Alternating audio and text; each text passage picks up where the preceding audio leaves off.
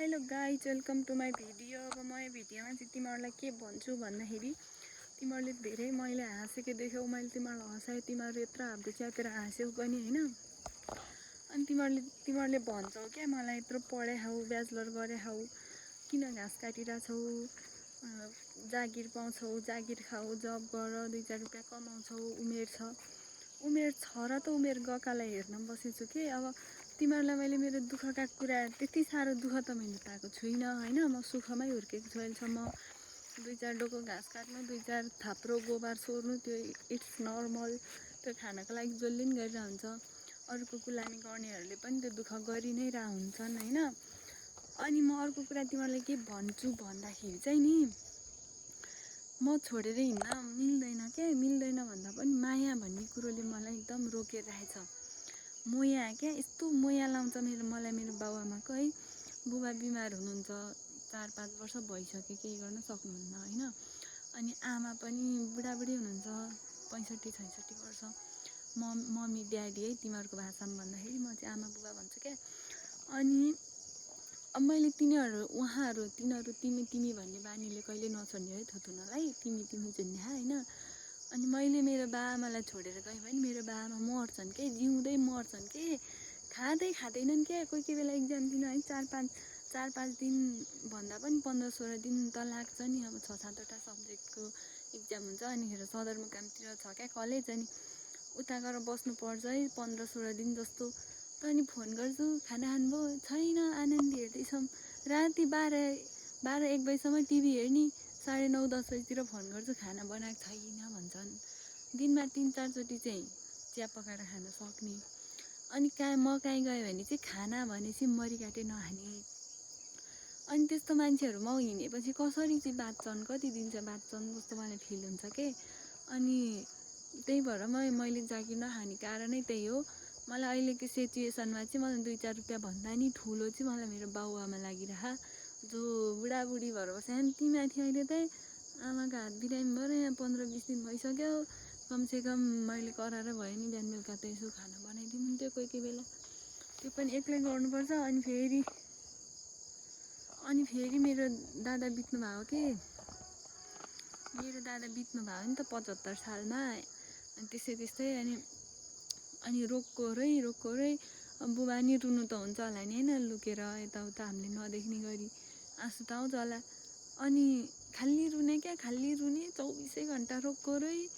अनि मेरो अगाडि चाहिँ अलि मलाई हेरेर चित्त बुझाएको जस्तो गर्ने, अनि रोक्कोरै 24 घन्टा। अनि यो सिचुएसनमा मैले 2-4 रुपियाँको लागि, 2-4 रुपियाँको लोभले, अनि जागिरकै आशले मैले छोडेर गएँ भने के हुन्छ जस्तो फिल हुन्छ क्या मलाई।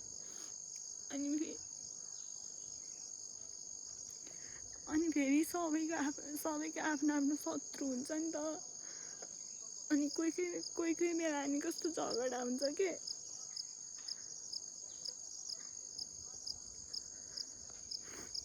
अनि कोही बेला कस्तो झगडा हुन्छ। अनि हामी 4जना दिदीबहिनी हो नि त। अनि 2टा दाइ हुनुहुन्थ्यो कि मेरो।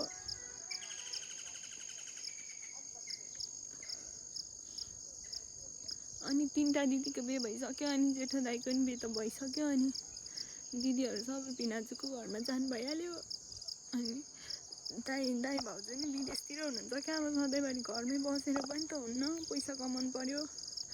मैले पढिरहेको छु, मेरो पढाइ खर्च चाहियो, बुबा बिमार हुनुहुन्छ, बुबालाई उपचार खर्च चाहियो, घर खर्च चाहियो।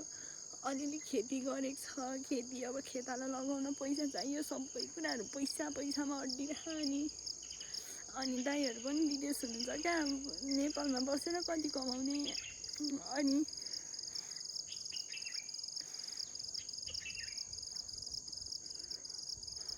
अनिखेर मलाई चाहिँ कस्तो फिल हुन्छ भने नि, यो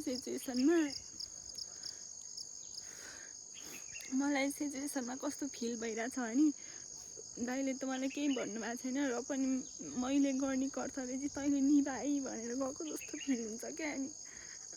अनिखेर मलाई न जब, न पैसा, न सहर, मलाई केहीको लोभै छैन क्या।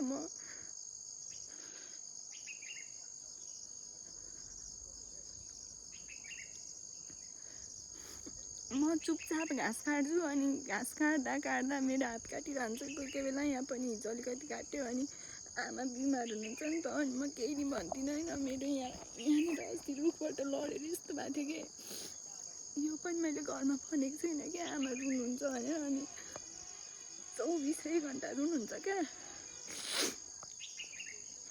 अनि हेर मलाई अनि यो सिचुएसनमा मलाई तिमीहरूले भन्छौ नि यत्रो पढेखा यत्रो स्टडी गरेखा यो जेनेरेसनमा नि तिमी घाँस काटिरहेछौ गोबर छोडिरहेछौ। कतिजनाले त मेरो भिडियो हेरेर पर्सनलमा भन्नुभयो कि तिमीलाई घिन लाग्दैन तिम्रो नङभरि यस्तो फोहोर हुन्छ यस्तै खान्छौ तिमी कस्तो खालको मान्छे भनेर भनिरहन्छन् कि। अनि यस्तो भन्दाखेरि चाहिँ मलाई कस्तो नमिठो फिल हुन्छ के। अनि मेरो पनि दुइटै दाइ भइदिएको भए अहिले सही सलामत भएको भए म राजकुमारी जसरी बसिरह हुन्थेँ हो त्यस्तो फिल हुन्छ के। अनि मलाई यस्तै रुन मन लाग्छ कि घरमा। अनि आमालाई हेर्छु आमा म नहुँदा रोइकन आँखा सुनेर बसिरह हुन्छन् घरमा। अनिखेर म जान्छु चुपालाएर मलाई हेरेर बस्छन् एकहोरो। अनि म पनि घाँस काट्छु गोबर छोड्छु अनि गर्छु। अनि मेरो जिउ दुख्छ कहिलेकाहीँ घाँस काट्दा काट्दा हात काट्छ। अनि कहिले रुख चढ्दाखेरि रुखबाट लड्छु अनि म चुपालाएर गएर आमालाई हेर्छु। अनि आमाले हेरेपछि सबै ठिक हुन्छ क्या एकछिनमै ठिक हुन्छ। म रुखबाट लडेर जत्रो घाउ भयो म निको भएको जस्तो हुन्छ क्या।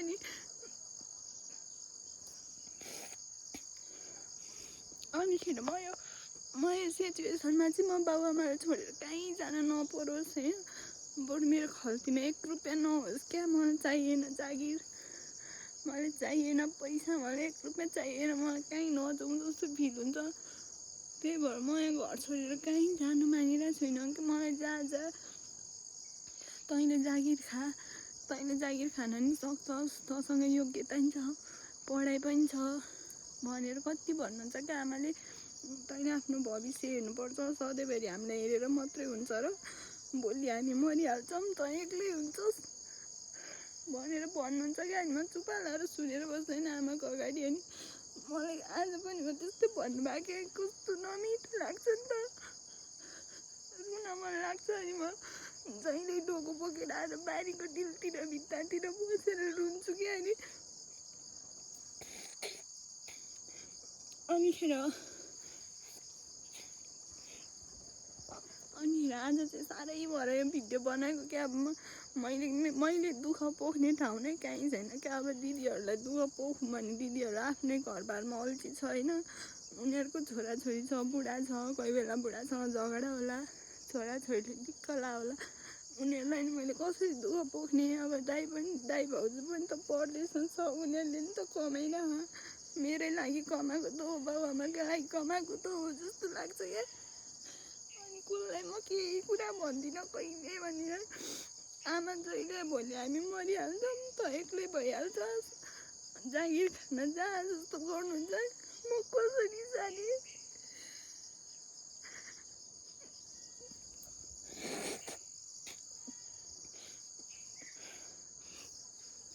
म कसरी जाने जागिर खान। मलाई त यो सिचुएसनमा त जागिरै चाहिएको छैन क्या पैसा चाहिएको छैन। त्यही माथि आमाले त्यसो भन्दाखेरि त साँच्चीकै मरिहाल्छन् क्या हो भोलि पर्सि नै मर्छन् कि क्या हो जस्तो फिल हुन्छ क्या। अनि दाइ बितेपछि त झन् रोक्कोरै गर्नुहुन्छ।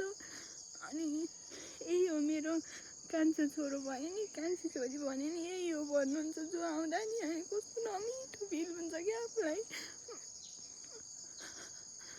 अनि तिमीहरूले देखे जस्तो जिन्दगी छैन मेरो। प्रत्येक दिन म भित्रको म रोइरहेको हुन्छ क्या। त्यो तिमीहरूले देख्नै सक्दैनौ। म तिमीहरूलाई देखाउनै चाहदिनँ। आफ्नो सोचाइ आफूसँग हुन्छ सबै सोचाइहरू देखाउनै पर्छ भन्ने छैन। मलाई आज किन यो भिडियो बनाउनु मन लाग्यो कि यस्तो दुःख लाग्छ कोही कोही बेला यस्तै सिँगान आउँछ अनि कोही कोही बेला यस्तो दुःख हुन्छ क्या कोही होस् नसुनिदिने आफूले नि कस्तो सुनाउनु मन पाए नि हुन्थ्यो। अब मेरो मन कस्तो हल्का हुन्थ्यो होला जस्तो हुन्छ कि कोही कोही बेला। अनि मेरो सुनाउने ठाउँ नै छैन क्या, मेरो सुनाउने मान्छे छैन, मेरो दुःख सुनिदिने मान्छे छैन, म कसलाई सुनाउने। अनि साह्रै दुःख लाग्यो भने यस्तै बारीको डिलतिर डोको बोकेर आउने रुने। अनि फेरि घर जान्छु, आमा कतिखेर रोएर बसिरहेको हुन्छन्, उसको आमाको अगाडि कसरी रुने, बुबाको अगाडि कसरी रुने। अनि कस्तो नराम्रो फिल हुन्छ कि कस्तो के नभएको जस्तो फिल हुन्छ। अनि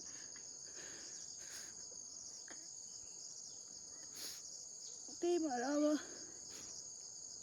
जागिर खानु मात्रै ठुलो कुरो होइन, बाबुआमा पनि ठुलो कुरो। कोही कोही बेला चाहिँ आफ्नो जिन्दगी, आफ्नो फ्युचर, पैसा, जागिर भन्दा पनि बाबुआमा ठुलो लाग्दो रहेछ क्या। मलाई चाहिँ उल्का माया लागेर आउँछ कि मेरो बाबुआमाले।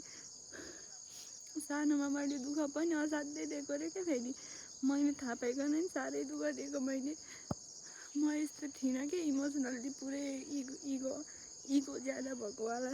मैले बुझिकन पनि त्यस्तो फिल गर्थेँ मैले। अहिले सोच्दाखेरि मैले हर दुःख दिएको क्या बाबुआमालाई। अहिले दाइ बितेपछि 81 सबै कुरा चेन्ज भयो क्या। मेरो जिन्दगीदेखि लिएर हरेक कुरा, मेरो इमोसनदेखि लिएर सबै कुरा चेन्ज भयो। अनि अहिले त मलाई मेरो बाबुआमा छोडेर कहीँ जानै मन लाग्दैन। अनि बाबुआमाले नै बोल्यो भने मरेपछि त एक्लै भइहाल्छस्, जागिर खानु जा भन्दाखेरि कस्तो नराम्रो फिल हुँदो रहेछ क्या। कस्तो नआएको आँसु नि आफै आउने, कसलाई सुनाउने मैले मेरो पीडा। भोलि म एक्लै भुन्छु र जस्तो क्या। यत्रो दाइ दिदीहरू छन्, मलाई हेरिहाल्छन् नि जस्तो। कस्तो फोरी छु है म, सिँगार पुस्दै फोरेर। अनि यस्तै हुँदो रहेछ कहिले कहिले। मैले सोच्नमा सबजना प्लान बनाएर फ्युचर अगाडि बढाउँछन्, मैले केही प्लान बनाएको छैन। मसँग छैनन् प्लानहरू केही पनि।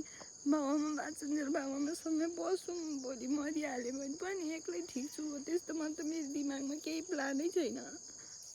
पढ्दाखेरि चाहिँ पास हुँ है भगवान् भन्ने आउँछ, फेरि पास पनि हुँदिनँ क्या। मेरो मिहिनेतै पुग्दैन, खप्परै त्यस्तो हो क्या। कुनै कुरा जेमा पनि फेल मात्रै हुन्छु। अनि के गर्ने त। अनि मलाई अहिलेसम्म गाली नि गरेको छैनन् कि मेरो बाबुआमाले। कोही कोही बेला भन्छ नि, कोही कोही बेला भन्दा पनि जा, तैँले हामीलाई मात्रै हेरेर हुन्छ र जा, जागिर खानु जा भन्छन्। अहिले कस्तो नराम्रो लाग्छ क्या। के गर्नु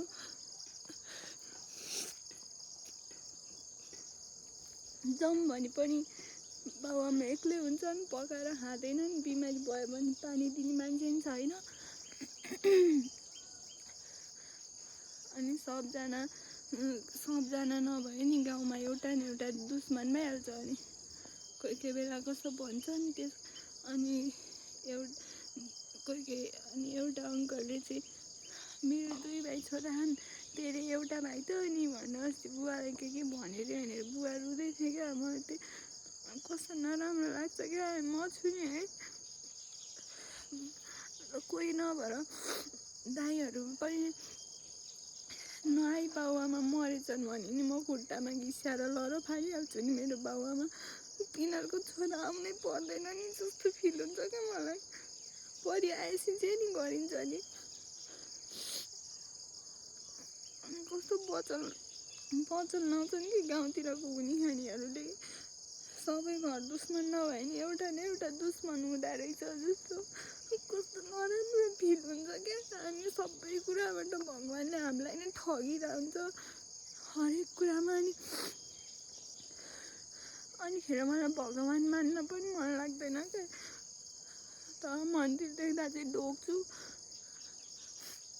कस्तो रुन मन लागिरहेको आज घाँस काट्न आएको कि ढोका पिछाइरहेको छु यस्तो।